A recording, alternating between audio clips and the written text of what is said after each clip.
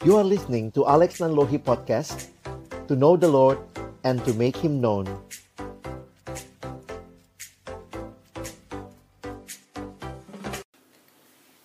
Mari kita berdoa sebelum kita membaca merenungkan firman Tuhan. Bapa di dalam surga, kami datang dalam ucapan syukur malam hari ini. Terima kasih kesempatan kami bersama-sama boleh memuji, memuliakan nama-Mu dan juga mendengarkan firman-Mu. Karena itu kami mohon biarlah waktu kami membuka firman-Mu, bukalah juga hati kami. Jadikanlah hati kami seperti tanah yang baik, supaya ketika benih firman Tuhan ditaburkan boleh sungguh-sungguh berakar, bertumbuh, dan juga berbuah nyata di dalam kehidupan kami. Berkati baik hamba-Mu yang menyampaikan, setiap kami yang mendengar. Tuhan, tolonglah kami semua, agar kami bukan hanya jadi pendengar-pendengar firman yang setia, tapi mampukan dengan kuasa pertolongan dari Roh-Mu yang kudus, kami dimampukan menjadi pelaku-pelaku firman-Mu di dalam kehidupan kami. Bersabdalah ya Tuhan, kami umat-Mu sedia mendengarnya. Dalam satu nama yang kudus, nama yang berkuasa, nama Tuhan kami Yesus Kristus, kami menyerahkan pemberitaan firman-Mu. Amin. Malam hari ini sama-sama kita akan melihat bagian firman Tuhan yang akan mendasari perenungan kita. Saya coba share screen Bapak Ibu sekalian.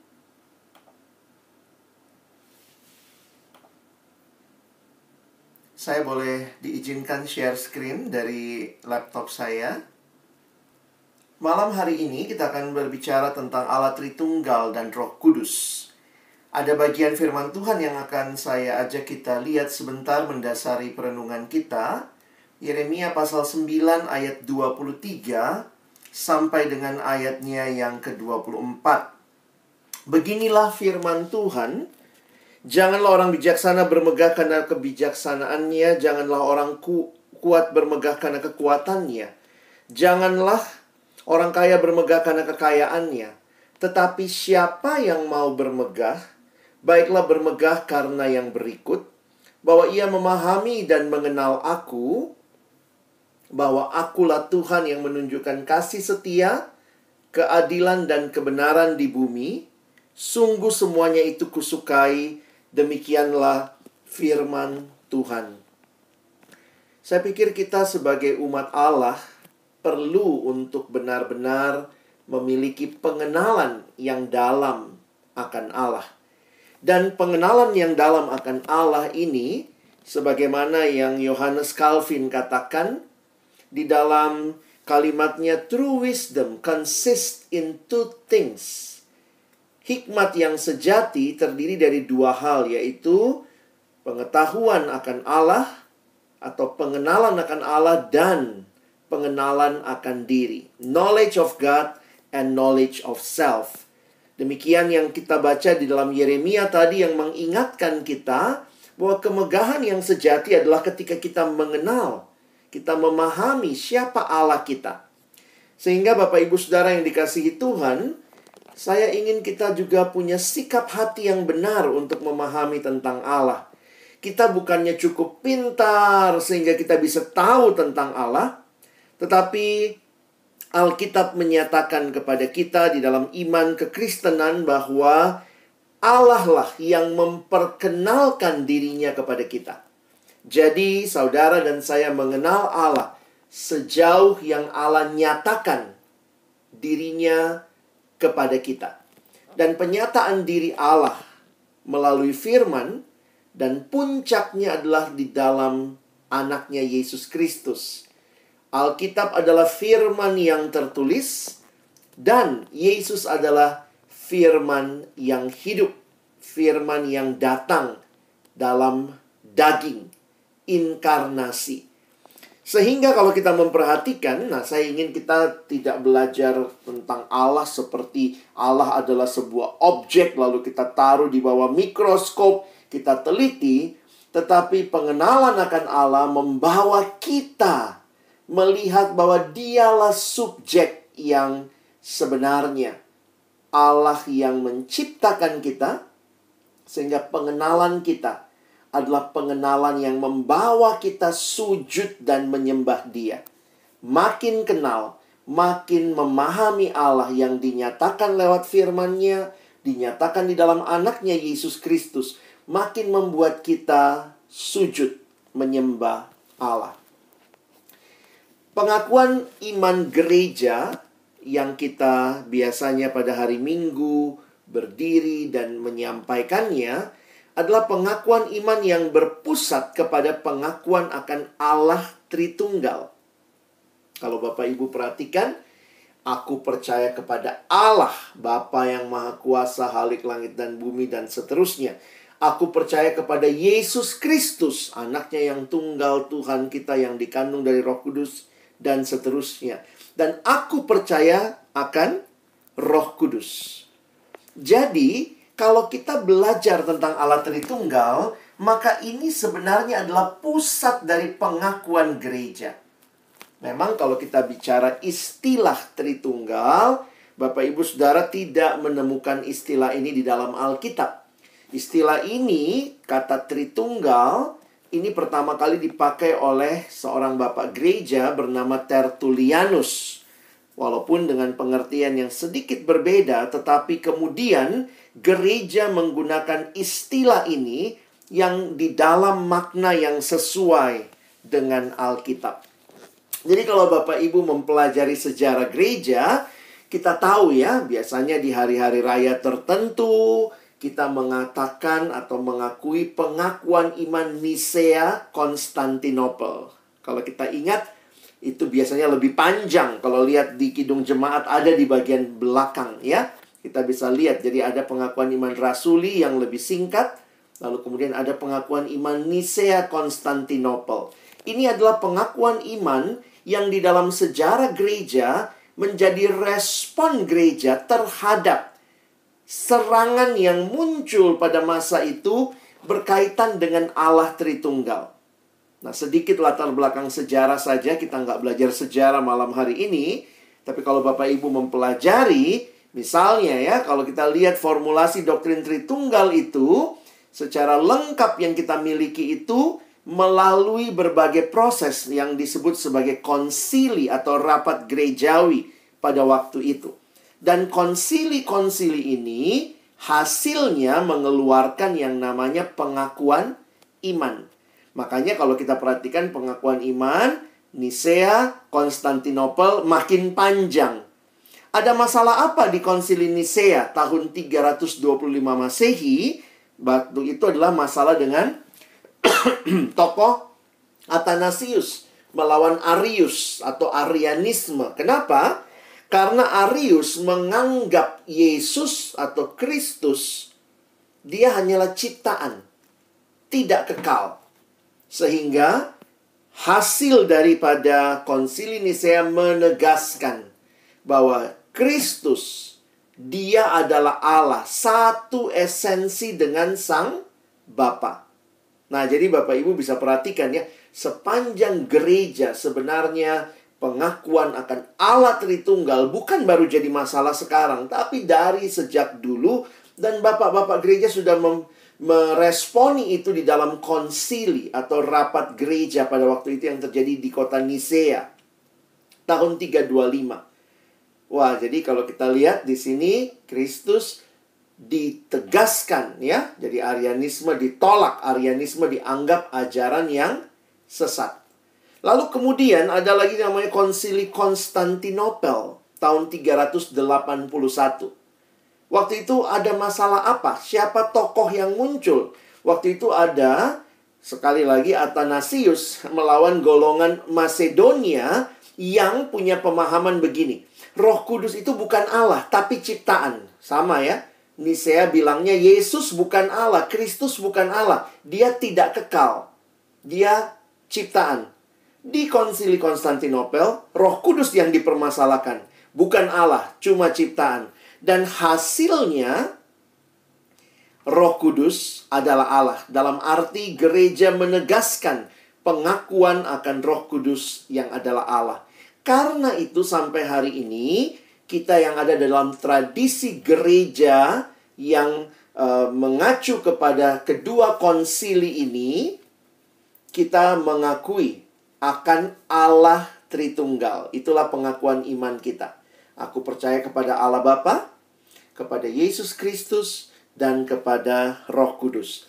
Sehingga berbagai pandangan yang tidak menerima Allah Tritunggal di dalam sepanjang sejarah gereja sudah ditolak, dianggap sebagai bidat. Memang sulit kita memahami ya ketika bicara Allah Tritunggal. Satu tapi tiga. Tiga tapi satu. Sehingga beberapa bidat yang muncul, nah, Bapak Ibu bisa perhatikan ya, ini gambarnya mungkin bisa menolong. Ini adalah pandangan-pandangan yang salah tentang Allah Tritunggal. Itu sudah ditolak dari abad pertama. Ya, lalu kemudian ditegaskan di konsili tadi ya, 325, 381. Jadi ada yang melihat, oh Allah yang paling besar itu Allah Bapa. Makanya ada urutannya. Father, F itu Father. Father itu creator. Dia pencipta. Lalu di bawahnya Father, Son. Son itu ciptaan. Jadi ini yang tadi ya, Yesus ciptaan. Lalu Roh Kudus itu adalah sesuatu kekuatan. Nah, ini yang disebut Unitarianism yang sudah ditolak di abad pertama. Jadi hati-hati Bapak Ibu, sekarang ini ada saja upaya-upaya mengajarkan Allah Tritunggal abad pertama atau hal yang salah ini. Kita tetap mengakui Bapa, Anak, Roh Kudus itu setara. Jadi ini pandangan Unitarianism. Yang di tengah itu yang namanya pandangan Sabellianisme. Yang Sabellianisme punya pemahaman Bapa sama dengan Anak, sama dengan Roh Kudus. Jadi tidak melihat Bapa, Anak, dan Roh Kudus sebagai pribadi yang berbeda. Jadi mungkin secara sederhananya begini ya. Jadi siapa yang mati di kayu salib? Kalau itu adalah Bapa jadi anak, berarti gambarannya oh yang mati di kayu salib adalah Bapa. Nah, ini pemahaman yang tidak tepat. Gereja tidak mengajarkan demikian. Nah, memang banyak orang Kristen sampai hari ini masih berpandangan Sabellianisme. Contohnya kasih ilustrasi, Allah Tritunggal itu kayak apa? Oh, ada seorang laki-laki pagi-pagi dia di rumah seorang bapak. Siang sedikit dia di kantor, dia jadi bos di kantor. Malam kemudian dia ada rapat di RT karena dia ketua RT. Jadi satu orang pakai 3 peran. Seringkali kita menjelaskan Roh Kudus, Allah Tritunggal seperti itu dan itu sudah ditolak. Itu ajaran sesat. Bukan begitu cara menjelaskannya. Jadi bukan berarti Bapa, Anak, Roh Kudus itu langsung dikatakan sama. Jadi seolah-olah itu cuma ganti baju. Satu orang ganti 3 baju. Tidak demikian pemahaman Allah Tritunggal. Nah, yang paling kanan ada lagi yang jatuh dalam kesalahan. Kalau gitu ada 3 dong Allahnya. Allah Bapa, Allah Anak, Allah Roh Kudus. Loh, kalau begitu 3 Allah dong. Lalu menyatu mereka. Jadinya sebenarnya ini bukan demikian pandangan Allah Tritunggal. Ini jadinya triteisme. Jadi ada 3 Allah. Malah terjadinya politeis. Wah, ini nggak tepat Bapak Ibu sekalian. Kalau kita nanti mau mempelajari lebih dalam silahkan. Tetapi kiranya nanti kita bisa menemukan bahwa ini bukan ajaran yang benar. Ini justru yang sesat. Jadi bagaimana definisi Tritunggal di dalam sejarah gereja? Hanya satu Allahnya. Loh, yang 3-nya yang mana? Yang 3-nya itu pribadinya. Hanya satu Allah di dalam keberadaannya. Tetapi kemudian terdapat 3 pribadi kekal yang setara, seimbang namun dapat dibedakan satu dengan yang lain. Mengapa sulit diterima dengan rasio, dengan pikiran kita? Ya, sederhana saja. Ini wahyu Allah, Bapak Ibu sekalian. Kadang-kadang dengan pikiran kita yang terbatas, ya, kita tidak sanggup memahami dengan tuntas. Kebenaran ini dari Pencipta. Dan kebenaran ini mengenai satu-satunya Allah yang tidak ada samanya. Makanya di dalam Yesaya itu diingatkan ya, siapa yang sama seperti aku? Lalu bagaimana kita menerima? Karena lucu juga ya, Kalau nggak bisa dipahami, lalu bagaimana gereja tetap setiap hari Minggu berdiri, aku percaya kepada Allah Bapa. Maka kita harus punya sikap yang penting memahami tentang doktrin Allah Tritunggal. Pertama, memiliki iman percaya dalam Kristus.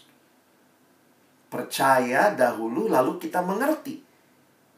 Lalu kemudian kita belajar tunduk pada apa yang Alkitab sampaikan. Apa yang dikatakan Alkitab adalah benar dan tidak bersalah. Kita percaya akan hal itu. Dan mari punya kerendahan hati. Ketika rasio kita mentok, aduh kayak nggak sanggup memahami, maka kita pun akan belajar untuk merendahkan diri dan percaya kepada apa yang sudah dinyatakan di dalam Alkitab. Nah, di dalam pemahaman kekristenan, saya mengutip kalimat dari penjelasan Bapak Wayne Grudem, seorang teolog. Dia mengatakan, lalu bagaimana gereja Tuhan memahaminya? Kita memahaminya dalam 3 kalimat sederhana. Dan inilah sebenarnya pemahaman yang sudah ada sejak abad pertama gereja mengakui Allah Tritunggal. Pertama, Allah itu 3 pribadi. Lalu yang kedua, setiap pribadi itu adalah Allah. Dan karena itu, ada berapa Allah? 1 Allah. Wah, bagaimana kita memahaminya? Memang sulit Bapak Ibu ya. Tetapi inilah yang kita lihat, dan jangan lupa Bapak Ibu berdiri setiap hari Minggu mengakui itu. Apa yang kita akui? Bapak-bapak gereja pun bergumul akan hal ini dan mereka hanya sanggup sampai kepada gambar berikut untuk menjelaskan. Bapak Ibu lihat gambarnya, semoga terlihat dengan jelas. Inilah pengakuan gereja tentang Allah Tritunggal. Ini dari yang kalimat tadi ya. God is 3 persons. Bahwa Allah itu 3 pribadi. Ingat, yang 3 itu pribadinya. Tetapi setiap pribadi itu adalah Allah. Karena itu hanya 1 Allah. Nah, ini gambar yang Bapak gereja buat ya. Di awal-awal kekristenan. Bapak Ibu lihat yang paling atas, Bapa. Sebelah kiri, Anak. Sebelah kanan, Roh Kudus. Perhatikan konsepnya. Bapa bukan anak. Jadi jangan bilang Bapa sama dengan anak. Itu pribadi yang berbeda. Tetapi kalau kita perhatikan, Bapa bukan anak, Anak bukan Roh Kudus, Roh Kudus bukan Bapa. Tetapi Bapa adalah Allah atau Tuhan, Anak adalah Tuhan, Roh Kudus adalah Tuhan. Kalau begitu berapa Tuhan? 1. Tapi 3 pribadi. Nah, itu pengakuan Kristen. Kita tidak mengakui kita percaya 3 Allah. Tidak. Kita percaya 1 Allah yang menyatakan dirinya di dalam 3 pribadi. Di mana ayatnya? Bapa bukan anak. Paling tidak kita lihat di Yohanes 8 ayat 16 ya. Saudara lihat ayatnya di situ, coba lihat. Yohanes 8 ayat 15. Kamu menghakimi menurut ukuran manusia. Aku tidak menghakimi seorang pun. Dan jikalau aku menghakimi, maka penghakimanku itu benar. Nah, perhatikan kalimat Yesus ini ya. Sebab aku tidak seorang diri, tetapi aku bersama dengan Dia yang mengutus aku. Jadi, Bapa bukan anak, karena Bapa yang mengutus anak. Kira-kira begitu kalimat Yesus. Jadi, jangan kita bilang sama gitu ya. Karena ini pribadi Bapa, bukan anak. Bapa mengutus anak. Kira-kira seperti itu. Lalu perhatikan lagi, anak bukan Roh Kudus. Anak bukan Roh Kudus, itu pribadi yang berbeda. Di dalam Kisah Rasul, lihat ayatnya di bawah itu, Kisah Rasul 10 ayat 38. Coba Bapak Ibu perhatikan, saya mengutip dari 37 karena konteksnya, saya langsung baca 38. Yaitu tentang Yesus dari Nazaret, bagaimana Allah mengurapi Dia dengan Roh Kudus. Jadi kalau Yesus sama Roh Kudus sama, loh, mana mungkin mengurapi Yesus dengan Yesus? Enggak ya. Mengurapi Dia, Yesus, dengan Roh Kudus. Dan kuat kuasa Dia yang berjalan berkeliling dan seterusnya.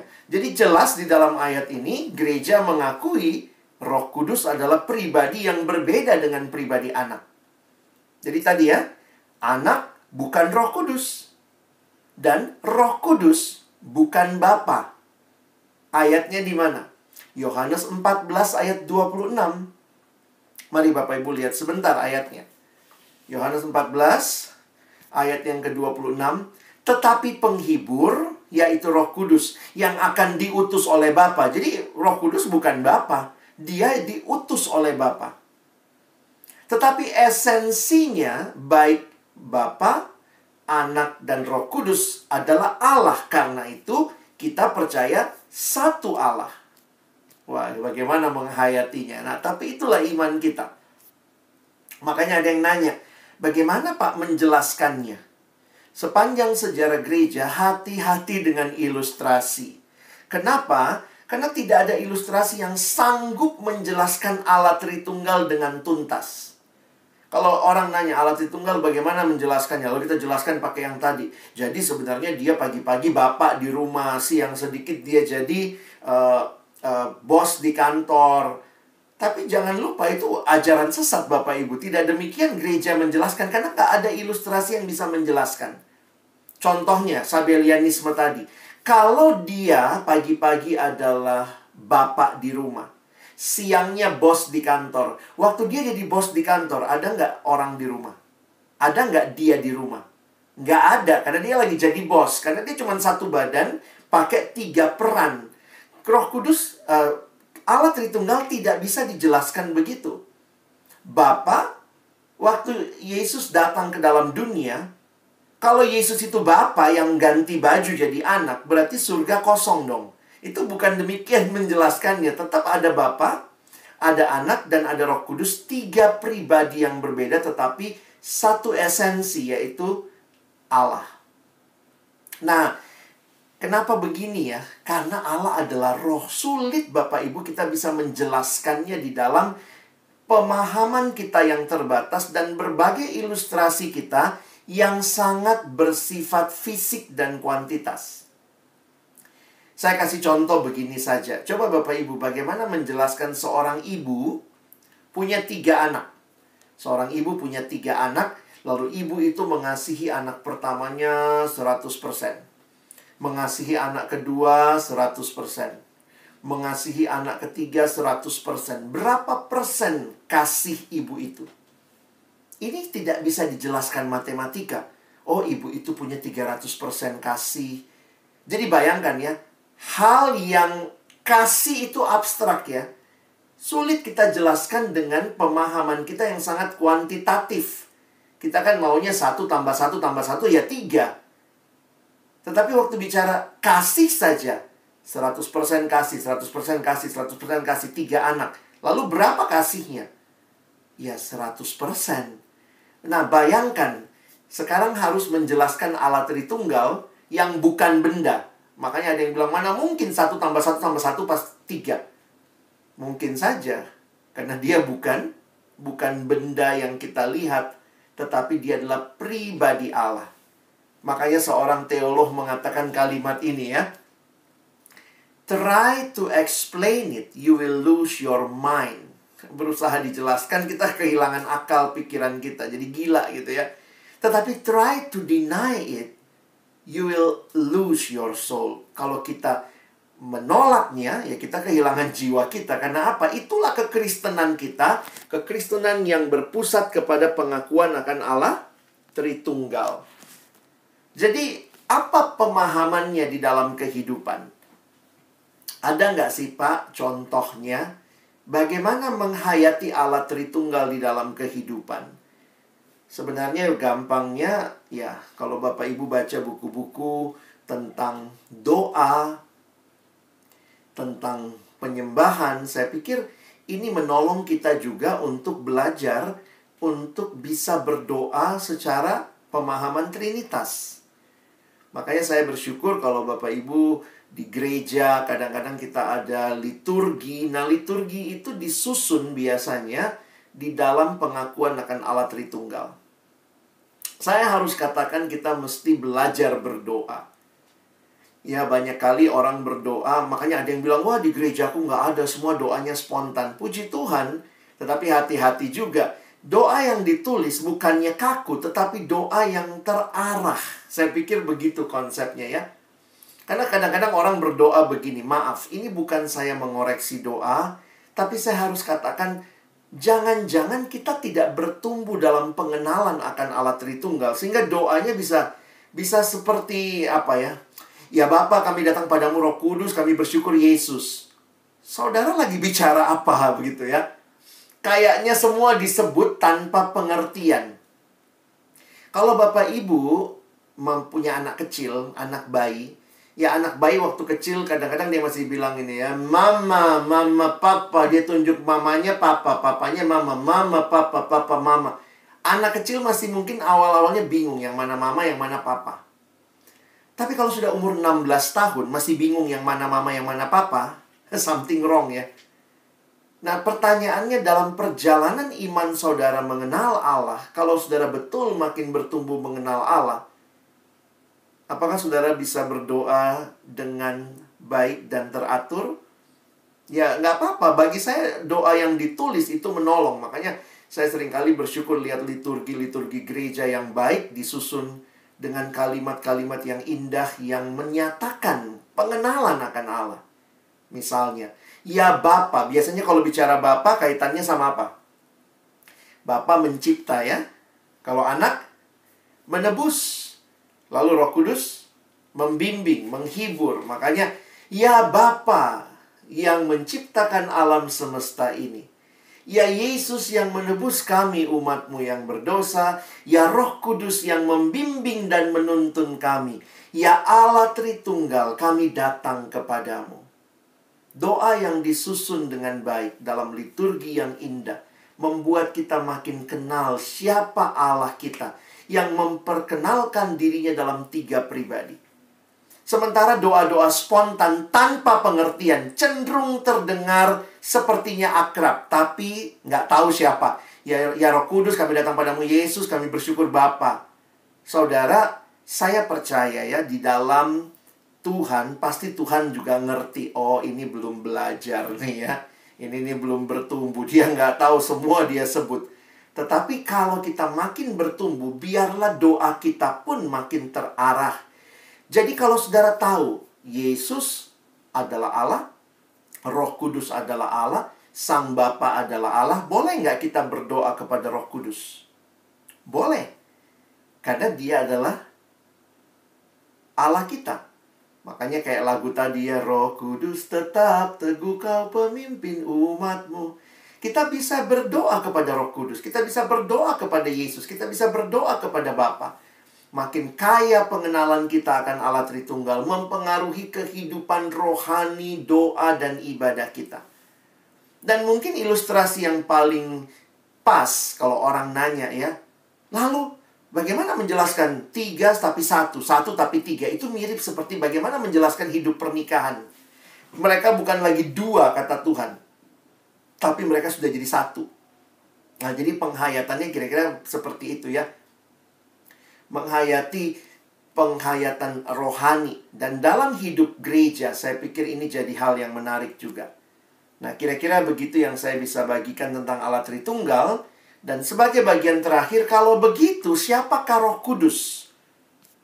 Nah, kalau Bapak Ibu sudah lihat pemahaman Tritunggal, Bapa adalah Allah, Anak adalah Allah, Roh Kudus adalah Allah, maka ingat, Roh Kudus ini yang paling sering disalah mengerti. Ya. Roh Kudus Roh Kudus itu hanya dianggap kuasa, kekuatan, atau hikmat yang tidak berpribadi. Jadi makanya di dalam gereja, keoknuman Roh Kudus seringkali diragukan, bahkan disangkal. Seolah-olah tuh Roh Kudus jadi misalnya gini, saya Alex nih. Terus kemudian saya punya tenaga nih. Nah, ini tenaganya Alex begitu. Jadi Roh Kudus hanya dianggap sebagai manifestasi dari sifat-sifat Allah. Tetapi kalau kita pelajari di Alkitab, Roh Kudus bukan hanya kuasa yang tidak berpribadi. Kalau Bapak Ibu perhatikan, Roh Kudus di dalam Alkitab dinyatakan dia juga adalah pribadi.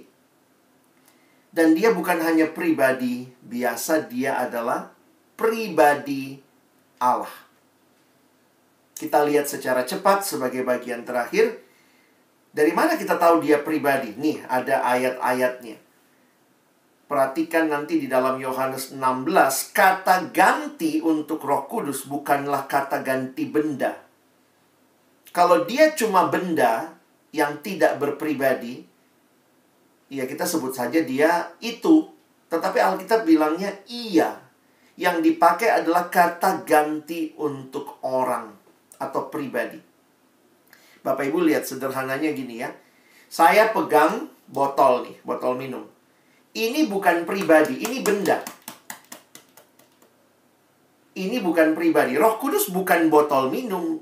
Kadang-kadang kita ngerti Roh Kudus itu adalah air.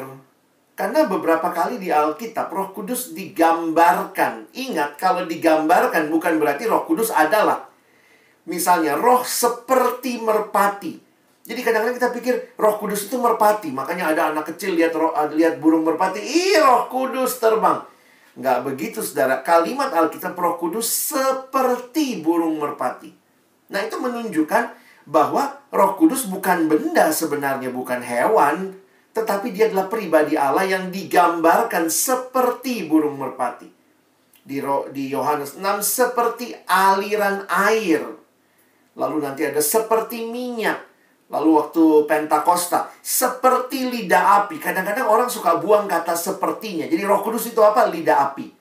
Bukan, ada yang kalimatnya seperti lidah api. Jadi ini penggambaran yang seringkali membuat kita lihat Roh Kudus itu cuma benda. Nanti lihat lagi di dalam beberapa ayat, Roh Kudus adalah seorang penolong, penghibur. Nggak mungkin penghibur itu kalau dia adalah benda. Saya dihibur oleh botol minum. Nggak bisa. Yang bisa menghibur adalah pribadi. Jadi, nanti kalau Bapak Ibu perhatikan, Roh Kudus adalah pribadi. Dan di dalam pemahaman pribadi, coba lihat sebentar. Pribadi itu cirinya apa? Dia punya emosi, dia punya kehendak, dia punya rasio. Makanya, ciri pribadi ada dalam diri Roh Kudus. Dia berkata-kata, dia bersaksi, dia dapat didustai. Waktu lihat Ananias dan Safira, dia memimpin. Masa saudara dipimpin oleh botol minum? Nggak pas. Yang bisa memimpin adalah pribadi. Dan misalnya dikatakan oleh Paulus di Efesus 4, jangan mendukakan Roh Kudus. Kenapa? Karena Roh Kudus adalah pribadi. Nah, jadi Bapak Ibu bisa lihat ya, slide-nya nanti saya bisa kasih. Ayat-ayatnya jelas. Di dalam Alkitab Roh Kudus bukan cuma benda, bukan cuma kekuatan. Dia adalah pribadi. Tetapi siapakah dia? Pribadi seperti apa? Karena saya juga pribadi. Pak Novan pribadi. Pak Sony pribadi. Kita semua manusia ini pribadi. Tapi jangan lupa, dia adalah pribadi Allah. Kenapa? Karena kalau Bapak Ibu perhatikan, sifat-sifat Allah dinyatakan pada Roh Kudus di mana? Di dalam Alkitab. Roh Kudus disebut roh yang kekal, Ibrani 9:14. Lihat sendiri nanti. Dia maha kuasa, dia maha hadir, dia maha tahu. Dia mencipta alam semesta. Jadi siapa Roh Kudus ini? Dia adalah pribadi Allah. Bukan hanya pribadi, tapi dia Allah. Dan karena itu, sebagai penutup, apa karyanya dalam hidup kita? Karya Roh Kudus dalam kehidupan orang percaya sangatlah penting. Tanpa pertolongannya mustahil seorang dapat masuk dan menjalani hidup Kristen yang benar. Jadi mulai kapan Roh Kudus bekerja? Kalau saudara menghayati iman percaya kita, berbagai aspek pekerjaan Roh Kudus bisa kita lihat dalam hidup kita. Mulai dari awal kita percaya. Ketika saudara dan saya bisa percaya pada Tuhan, ingatlah 1 Korintus 12 ayat 3. Itu pasti karena Roh Kudus yang ada di dalam diri kita bisa menolong kita menyatakan Yesus adalah Tuhan. Jadi di awal hidup kepercayaan kita, itu adalah karya Roh Kudus. Dan tidak hanya berhenti di situ. Roh Kudus pun terus hadir, menolong kita, memampukan kita menjalani hidup kita sampai hari ini. Karena itu kita sebut dia penghibur. Dia memberikan kepada kita kekuatan. Dan dalam Alkitab nanti Bapak Ibu bisa lihat ya, banyak sekali ayat-ayatnya. Kita kan bicara Kisah Rasul ya. Roh Kudus turun, dia memberikan kuasa untuk menjadi saksi. Roh Kudus mengajarkan kebenaran. Makanya kalau dalam doa epiklese, biasanya dalam pendeta sebelum berkhotbah ada yang namanya doa epiklese itu, biasanya doanya kepada Roh Kudus. Ya, Roh Kudus yang mewahyukan firman-Mu, tolonglah kami memahami. Kenapa? Karena Roh Kudus menyatakan, Yesus katakan kalau Roh itu datang, dia akan mengajarkan kebenaran. Makanya kalau Bapak Ibu mengerti liturgi gereja, Bapak Ibu bisa lihat itu. Konsep Tritunggalnya muncul sepanjang ibadah. Lalu menguduskan, memberikan kepada kita karakter yang baru, ada buah roh. Jadi kalau lihat buah roh itu jangan pikir itu hasil karya kita. Tetapi ketika Roh Kudus diam di dalam kita dan kita berbuah, makanya itu buahnya roh, bukan buah saya. Bukan buahnya Bapak Ibu. Itulah buah kehadiran Roh Kudus dalam hidup kita. Dan Roh Kudus terus bekerja. Membuat kita semakin kasih, sukacita, damai, sejahtera. Dan bagi gerejanya Roh Kudus mengaruniakan karunia-karunia roh.